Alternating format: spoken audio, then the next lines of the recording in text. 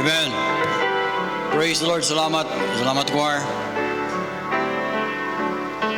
Dinugtang tanan palihog at kamalian ng Bible sa book of Luke chapter 18 at basahon verse 1 anto sa verse number 8. Luke chapter 18 verses 1 to 8.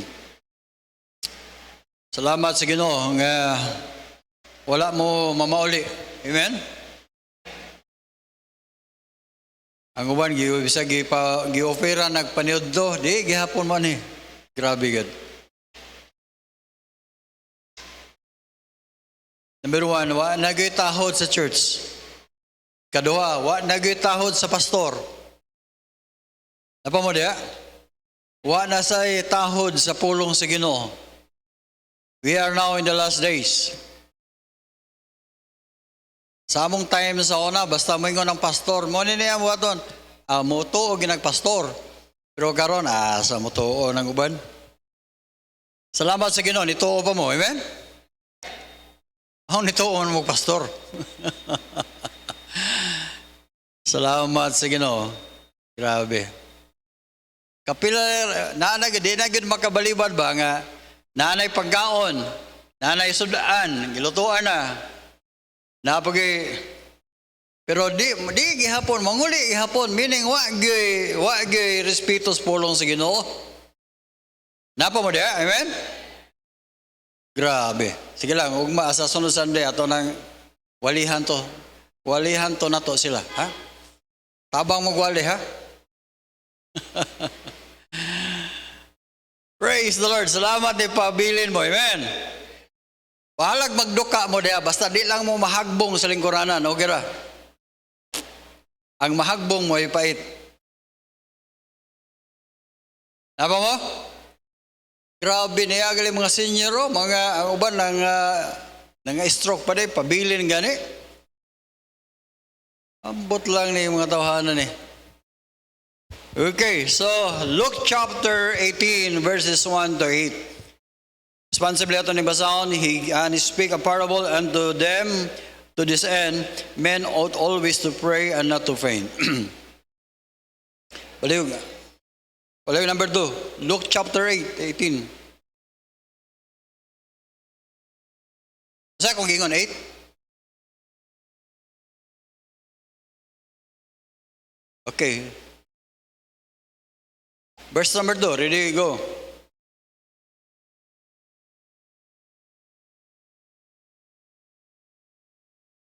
Verse number 3, there was a widow in the city, and she came unto him, saying, avenge me of mine adversary.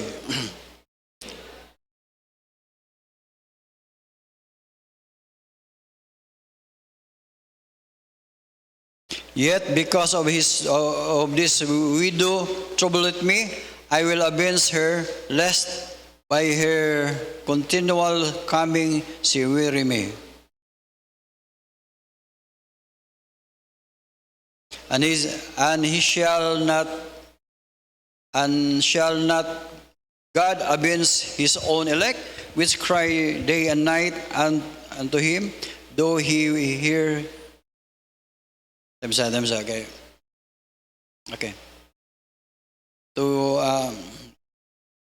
Nawala na ko. Though he bear long with them. Verse number 8.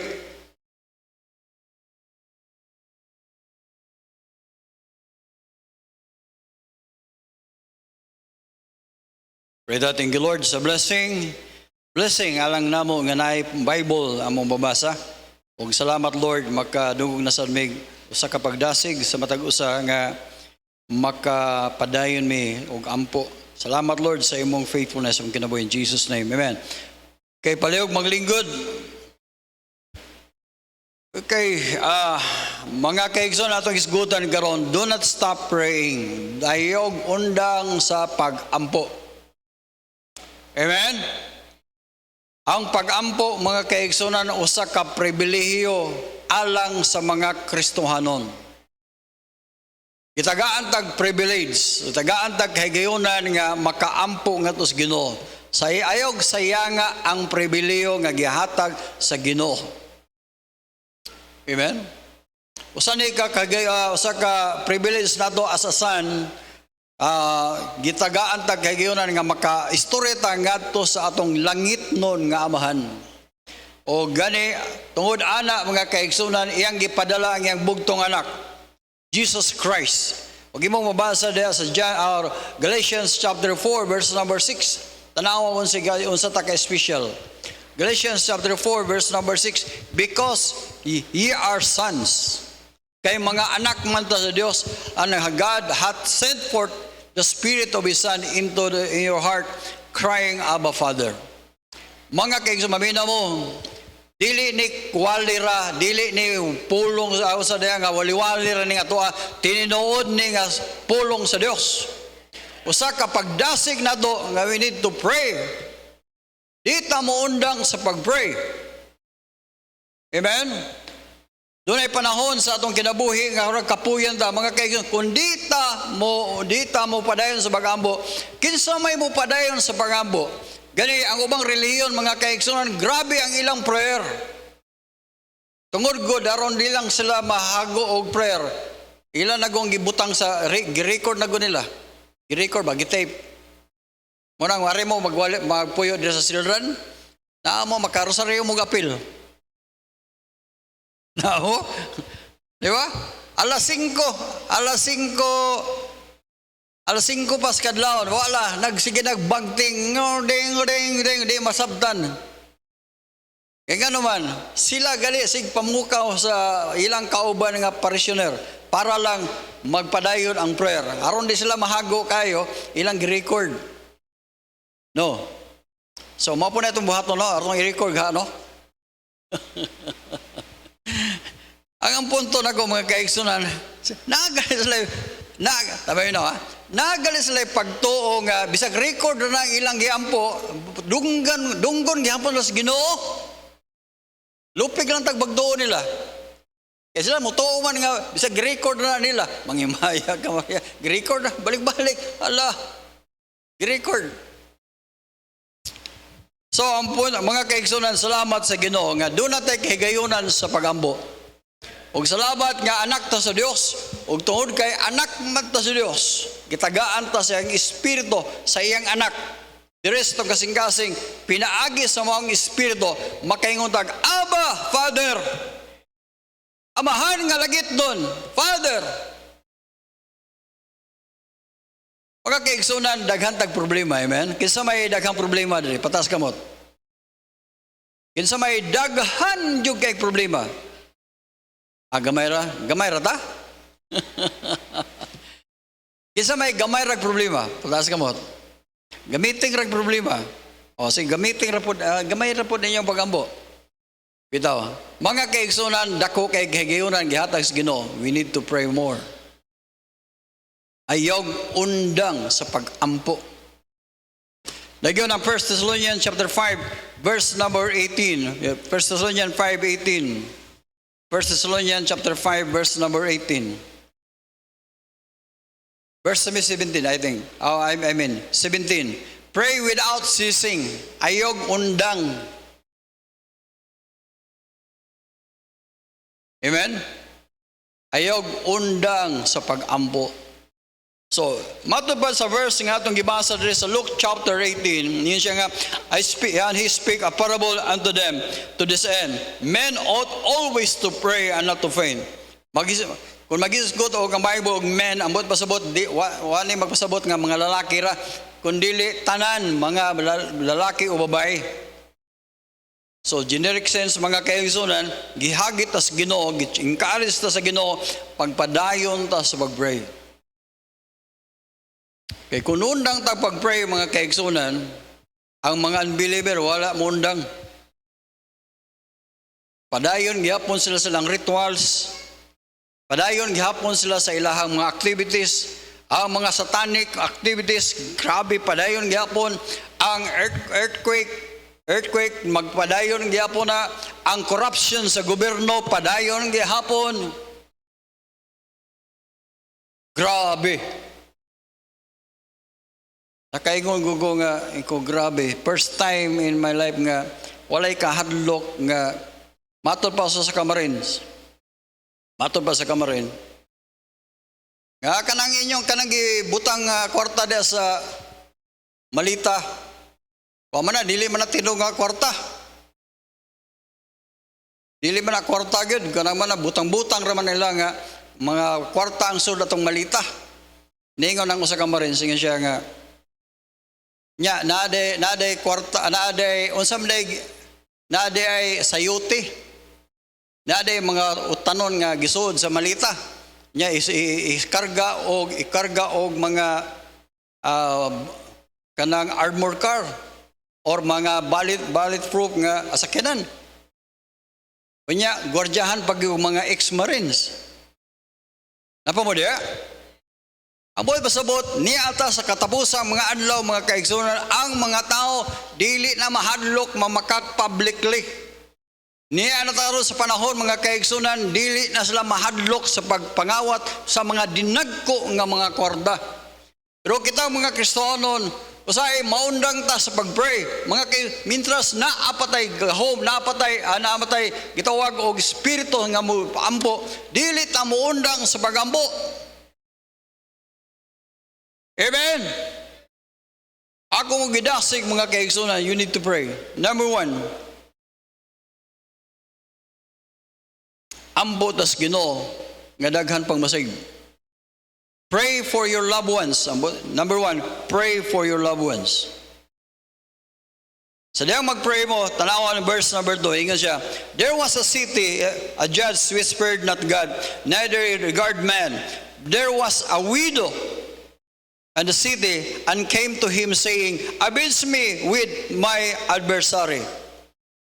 Ang buot basabot, doon ay usa ka widow, gina niya ang judge, na ako'y kontra sa korte, na ako'y kontra sa akong kaso, palihog, tagain taong kong pabor, nga makadaog ko, batok sa akong kaway, akong kontra, adversary.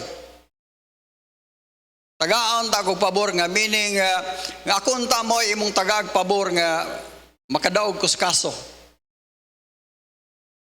So nito po, verse number 4, gisulti ni Jesus Christ, and he would not for a while, but there was afterward he said unto himself, though I feared not God nor regard man, yet because of this widow troubleth me, I will avenge her, lest by her continual coming she weary me.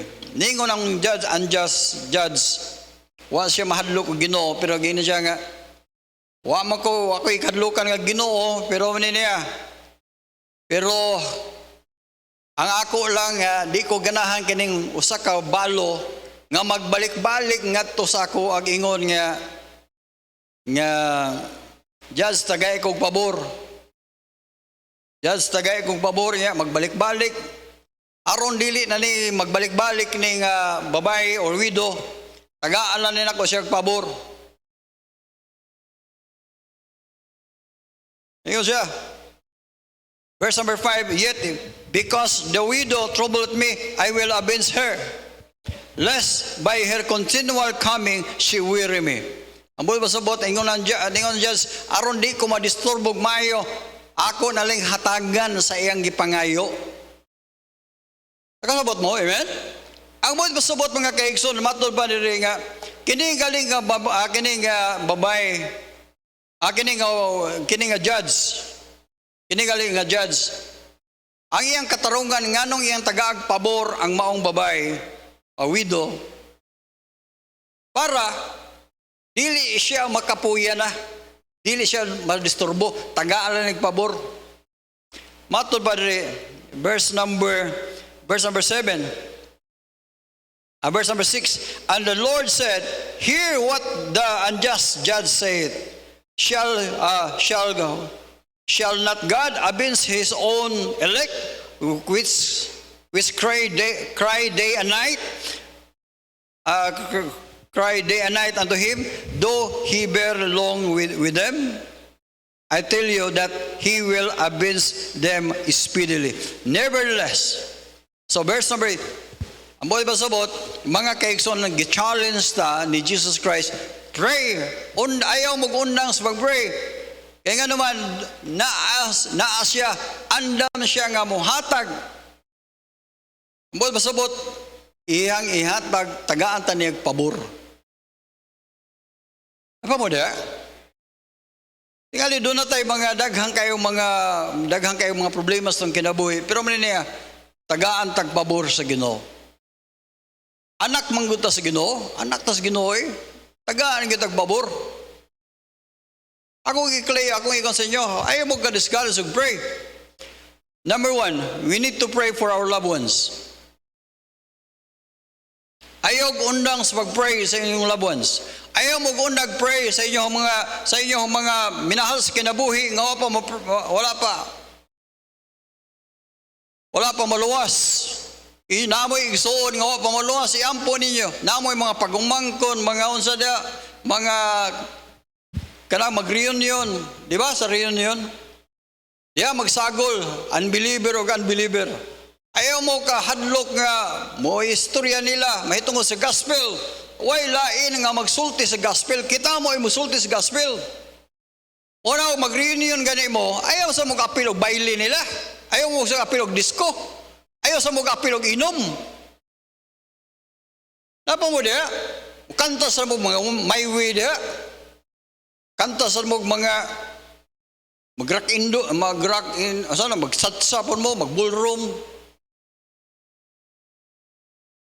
Kami, ka-experience mi, mga naami reunion, naami gitawag reunion sa moang side sa akong lolo, sa akong papa. Na ako'y mga igaagaw nga mga unbeliever. Ako may itawag ni kuno nila presidente sa moang kuan. Ako silang giingnan ko nga duha ka part ning part sa ato ang reunion. Part 1 ug part 2. Ang part 1 man niya gospel, na ay wali, na ay special number, na ay kanta. Pero pag gospel, ang akong mga anak may nanganta. Ug atong mga anak sa akong ilang ruina uman ba nanganta. Dayon sunod, una day wali dayon sa kay mga daghan ning pastor, wali dayon. Muna part 1. Then hangyo po akong igagaw. Ingan siya nga, naapoy part 2, Brad, gaw. Kahuman naman mo gwali, pag-disco may kamua. Dahil nakasan may inom. Kung bahala na mo diya, basta kay mamauli may pagkahuman. Napa mo diya? Amo masabot ay tugutin ninyo nga makompromise mo. Ayaw mo padala na yung gaw. Pakisama ba? Inong punta. Hala. May mahay din. Ayaw gatubang din. Uli mo eh. Napa mo? Nga naman, kung dili ta mo pahayag or magpakita sa itong kahayag, mangit-ngitan tag-apil. Matthew chapter 5 verse number 16, let your light so shine before men. Matthew chapter 5 verse number 16, let your light so shine before men that they may see your good works and glorify God which is in heaven. Yun yung ipakita. Okay, Romans chapter 10 verse 1. Unsay kung sa Bible. Monig yung prayer ni Paul. Brethren, my heart's desire and prayer to God for Israel is. Kining word nga Israel, inyong ibutang dihang parinti mo. The word Israel, ibutang diha mo ngalan sa iyong clan, sa iyong mga parinti. That they might be saved. My prayer and desire to God for my parinti, mga igagaw, that they might be saved. Christians, pabila mo, wala na laing mo pakita sa lang kahayag, oy, kamo, kita. Arong maluwas ng inyong mga pagumangkon nga bayot, maluwas ng inyong mga pagumangkon nga tumboy, mga unsa ba dia, Nang ba transgender na nanguban, wala mo sulti ana kita. Kamo. Kaya nga man, huwag ingon sa ni Paul. Romans chapter 10, verse 1. Ingin siya nga, my heart desire and pray to God for Israelis that they might be saved. Then so, verse number 2. Second, for I bear them record that they have the seal of God and not according to knowledge. Yes, doon na sila pagka-Diyos nun, pero dili sumala sa kahibalo. Dili sumala sa Bible. Napa mo diya, amen? Yes, ang imong mga loved ones, atong mga igagaw, na aslay pagka-Diyos nun, not according to the Bible. Not according to the knowledge of God. Verse number, sunod nga verse. Verse number 3. O sige sa Bible. For I bear them record. Siya nga, for they being ignorant of God's righteousness. Ignorante sila sa God's righteousness. Usap ng God's righteousness. Ang buhay pasabutan ng God's righteousness, ang pagkamatarong sa Diyos, nga ignorante sila na, nagtuo sila nga, ang ilang pagkamatarong, ang ilang pagbuhat o maing binuhatan, pagkamatarong na to nila, or mahimo silang luwas, or mahimo silang dawaton kunuhay sa Ginoo, matod pa nila, tuod na sa ilang kaugalingong pagkamatarong. Kaya pakutan na gali na sila, may nga, unsa may buhaton gaw, ngaron ka maluwas. Aw, magbuhat lag mayo. Di ba? Mga silingan na, magbuhat ng tagmayo, may lang tang tao, may lang tang, basin pa kaluyan tas Ginoo, basin pa. Pero yung sa Bible, they are ignorant of God's righteousness. What is God's righteousness? Ang God's righteousness, mo niya, ang pagkamatay sa Diyos, mo niya. Nga si Kristo na mo ay nagpakamatay sa cross, gibayran ang atong sala. Siya mo ay nagbayad sa atong mga sala. Gilubong siya ng tatulog adlaw na banhaw siya. Mo na pagkamatarong sa Diyos. Kung mosalig ta ni Kristo, nga atong maduluwas, maluwas ka. Dili ka maluwas, pinaagi sa imong pagbantay sa kasuguan. Unsay giingon sa Titus chapter 3, verse number 5, Titus 3:5. Unsay giingon sa Bible? Ingon Bible, not by works of righteousness which we have done, but according to His mercy, He saved us. Dili pinaagi sa atong kaulingong binuhatan, kundi pinaagi sa iyang kaluoy, siya mo'y nagluwas nato. Unsa man nga paagi? Pinaagi sa paghugas sa regeneration, pagpakatao, pag-usap, alang sa pagbag-o diha sa balaang espiritu. So mga kaigsunan, I hope nga mabutang ta sa itong mainan na. Yes, nanay daghang linog, grabe nang ilinog sa Jinsan, naapay portion dito sa Sarangani, Madola, Bita. Nga imbis ang ilang nasila'y kalubian, 10 hectares nga kalubian, di na sila ka-harvest sa ilahang kalubian, nga naman, magbaruto naman sila. Magbaruto naman sila, dito sa San Isidro, Sarangani. Di mo na, di mong 10 hectares, imbis nga to, magsaka kag lubi, di na kakasaka sa lubi, nga naman, nahimo ng lake. Tanawa ka din sa YouTube ninyo.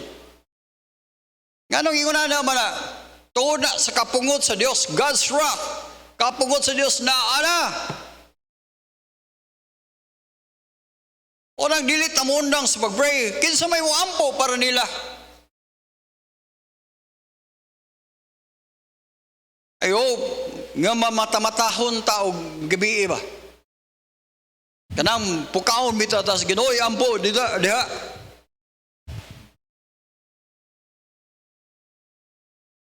For I bear them record that they have the seal of God and not according to knowledge, but being ignorant of God's righteousness and being going about to establish their own righteousness, have not submitted themselves unto the righteousness of God. Wala sila mo submitar ngadto sa pagkamatarong sa Dios. Nagbuhas lang ilang kaugalingon. Imbis na anay kaluwasan nga libre, ilag yung isaliko yung libre. Gusto ginilang ilang kaugalingon nga binuhatan, naroon sila maluwas. Mga kaigsunan, dili na mo yung sa Bible. Verse number 4, yung sa Bible. For Christ, the end of the law, for righteousness to everyone that believeth.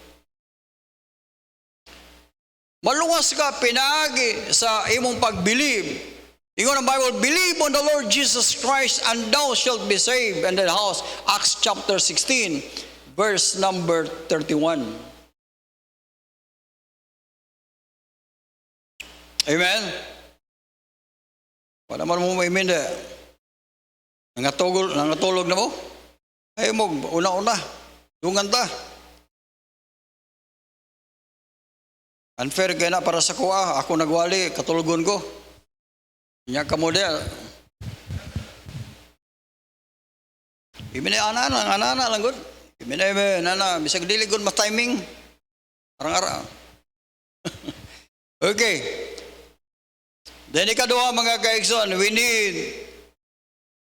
need to pray for the church needs. Doon ay needs sa church. Mga needs sa church, daghan kayo. Kinahanglan tag solar. Kamo? Kay ang kuryente nato, kinahanglan natay solar. Tungod kay ang kuryente nato, 72,000 ang atong bayron karong bulana. 72,000. Unang akong ikuan sa inyo ha, pagkahumanan na to, kung may mo, di mo mag-standby usa ka electric fan.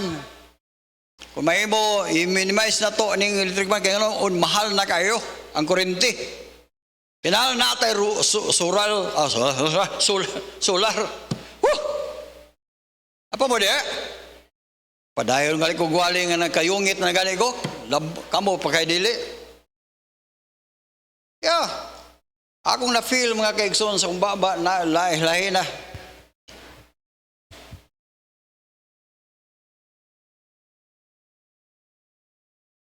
Ako yung challenge ninyo mga kaigsunan. Pray. Doon ay mga panginahanglan sa church. Kinahanglan tagdaghang mga workers. Pray. God will supply our need.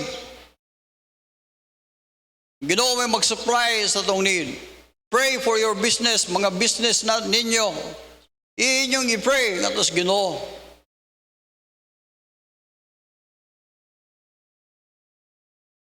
Pray for the need, church. Pagkunta na kinsa mo pray. Kung mo nang tag-pray. Dili pwede ang mga Katoliko, mga unsa laing reliyon mo pray alang nato. Moingon man na sila nga hayahay kay mga baptist so apilo nato sila pray.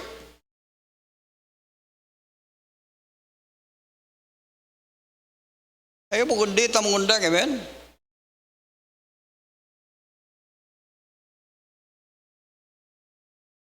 Then ikatulo mga kaigsoon, we need to pray for an open door.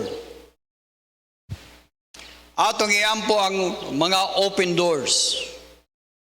Colossians chapter 4 verse number 2. Colossians chapter 4 verse number 2. Colossians. Continue in prayer and what's in the same with thanksgiving. Continue in prayer and what's in the same with thanksgiving. Kaya kanang ang prayer mga kaigsunan before ang prayer basta ang prayer nga insakto gyud prayer with thanksgiving. Dili lang kay mangayo ka kundi magpasalamat sa God. Mo nang ingon sa Philippians chapter 4 verse number 6. Philippians chapter 4 verse number 6. Kung sige sa Bible, be careful for nothing but in everything by prayer and supplication with thanksgiving, and let your requests be made known unto God. Verse number 7, and the peace of God which passeth all understanding shall keep your hearts and mind to Christ Jesus. Mga kaigsunan, ayog undang sa pag-pray. Sa itong i-pray, atong iampo nga God will open the door. Kanang inyong mga loved ones, God will open their hearts. Palikon ako sa pag-igon, kinsa may pray that their hearts will be open.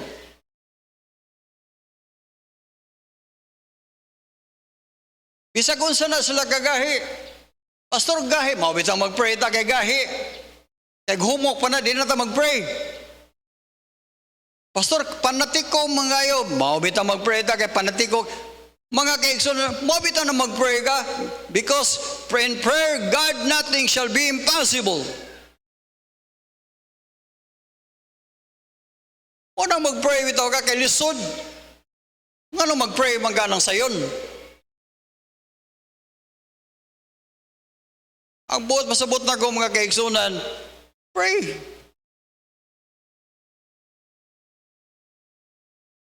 Tanawa, sige sa Bible. Open door. Colossians chapter 4. Colossians chapter 4 verse number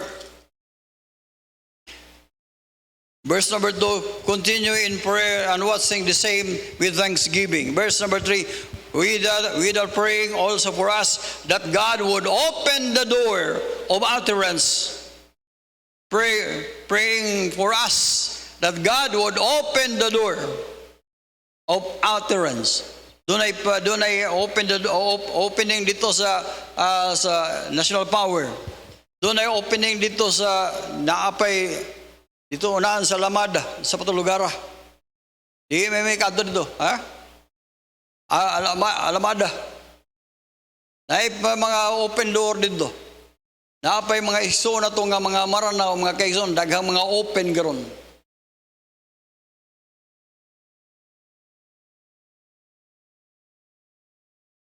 Bitaw ako, nag-study ko mga kaigsoon about kinang raise chicken. Saan pag-raise ang mga chicken? Kining mga native chicken. Kaya nga naman, para makatudlo tanga to sa mga urban poor. Para makatabang ta nila dito. Naidaghang mga kaigsunan nga kinahalan nga istoryahan. Mga kaigsunan, the more ay nga nagpray ko alang sa mga kauban na to mga aim. Nagpray ko by God's grace nga daghan pang opening. Naami giampo nga kauban na mo sa seminar ang by God's grace. Naanay opening dito silang balay. Di lang na ko istorya ginsa to. Kinsa may mahigugma. Kaya lain kita ra pong Pilipino mga kaigsunan. God will open the door. Alam mga parintin yung gahi kayo, i-pray.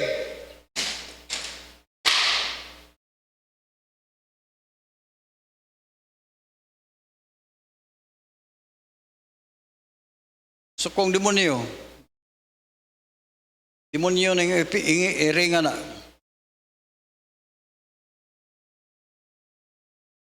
Napamuda?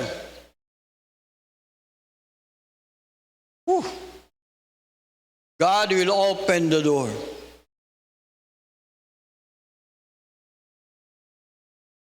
Why lain? Pray. Kaya namdum ko sa oras, akong uncle sa una. Iwitnessan ako. Sige hapyod sa hiniktan. Sige hapyod sa hiniktan. Kote, titi may ngalan naman, kote. Yan dawato ni mas Kristo ng imong manluan siya. Ay, di lang tayong istorya. May istorya lang tayong manok. Istorya po. Inigadto na ko. Pagkakita niya ang naanak ko, wala na nisibat na. Kuligahian niya kung ngayuan. Oto'y nagtudlo na ko kung saan paghigot ng manok. Kung saan pagtanaw ng himbis. Akong giwan. Ampog ko sa Ginoo. Ingon siya nga. Wala ginig adto. Hay kung 3 kilometers para lang kaadto ko to sa bukid. Para lang maadto nako. Magdaro siya. Sundon po nako. Alas. Sige, walang daro at sunod po ko. Sige, sultis pulong sa Ginoo.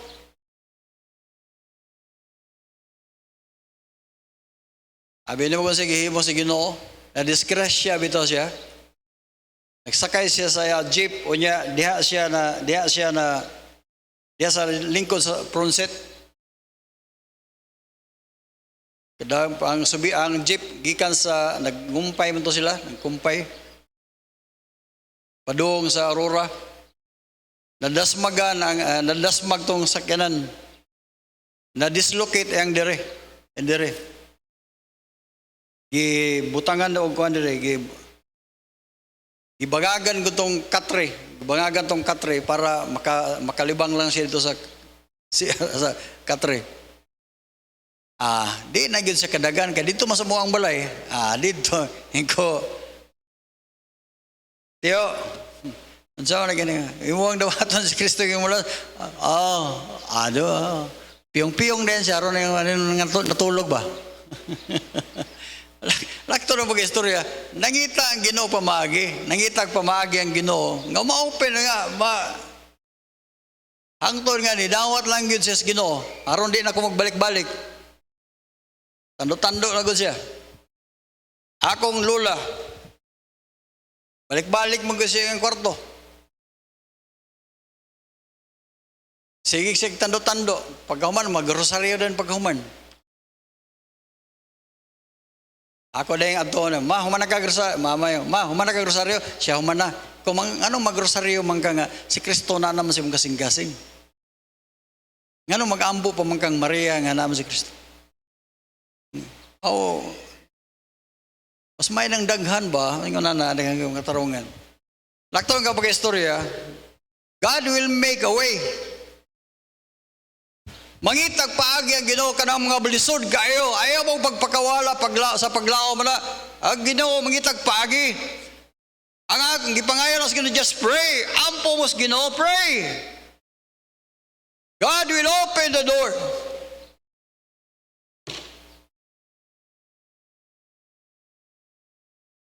Ako mag-challenge, wala ing mo pray, anak nila. Daghang kayo makita nga passage. Si Abraham, ang iyang pag-umangkon si Lot dito sa Jericho. Dito sa Jericho, dito sa kalimutan mo ko. Amo pasabot nako mga kaigsoon si Lot nga Sodom ug Gomorrah dito nagpuyo sa Sodom ug Gomorrah. Amo pasabot. Mga atong higayon na sunugon sa Ginoong Sodom ug Gomorrah kay purti daghanang bayot.